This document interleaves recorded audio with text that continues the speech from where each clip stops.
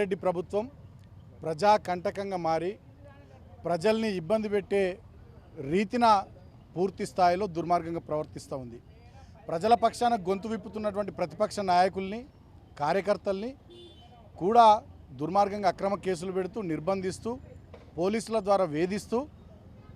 రాక్షసానందం పొందుతూ ఉన్నది రేవంత్ రెడ్డి ప్రభుత్వం. కామారెడ్డి డిక్లరేషన్ పేరిట ఆనాడు ఎన్నికల్లో ఓట్లు కావాలి బీసీలకి కాబట్టి 42% రిజర్వేషన్లు బీసీలకు ఇస్తామని చెప్పి మాయమాటలు చెప్పి అధికారంలోకి వచ్చి 19 నెలలైనా 580 రోజులు దాటినప్పటికీ ఇప్పుడేదో కంటి తుడుపు చర్యగా ఏదో దాని మీద ఏదో నిర్ణయం తీసుకొని ఏదో చేయబోతున్నట్టు డ్రామాలు కొడుతుంటే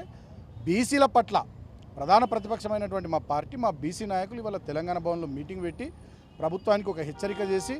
మీరు ఏదో తూతు మంత్రంగా చేస్తే ఊరుకోము అని చెప్పి తమ నిరసన స్వరాన్ని తెలియజేస్తూ ప్రభుత్వంపై ఒక నిరసన కార్యక్రమం తీసుకున్నారు. దానికి బెంబేలెత్తిపోయినటువంటి రేవంత్ రెడ్డి ప్రభుత్వం ఇవాళ మా బీసీ నాయకులు